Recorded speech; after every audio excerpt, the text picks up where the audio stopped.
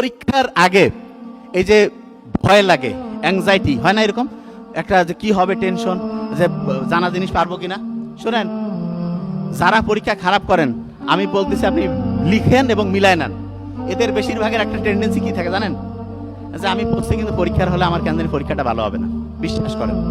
আর যারা পরীক্ষা ভালো দেয় তারা পড়াশোনা যেরকমই করুক, তার একটা এই চিন্তা ভাবনা থাকে যে আমি পরীক্ষায় ইনশাল্লাহ যেটা আসবে মোটামুটি ভালো বলতে পারবো, রেজাল্ট ভালো হবে। আপনি বলতে পারেন যে এটা কিভাবে মিলান? 100% মিলবে। হার্ভার্ড বিজনেস স্কুলে এগুলো নিয়ে গবেষণা হয়েছে যে কোন স্টুডেন্টটা পরীক্ষায় রেজাল্ট ভালো করে।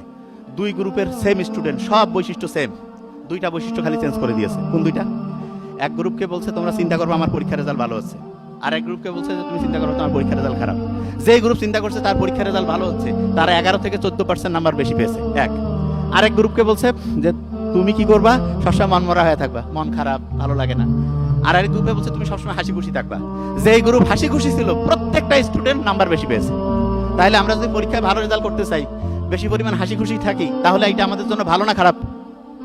হ্যাঁ, বিশ্বাস হয় না তো, কারণ ফ্রি টাকা ছাড়া হাসি খুশি থাকবো। অনেকে কয় না ভাব নিয়ে থাকবো, একদম মেজাজ গরম। নো, শোনেন, আপনি যদি হাসি খুশি থাকেন অসাধারণ রেজাল্ট করতে পারবেন। হাসি খুশি থাকলে সারা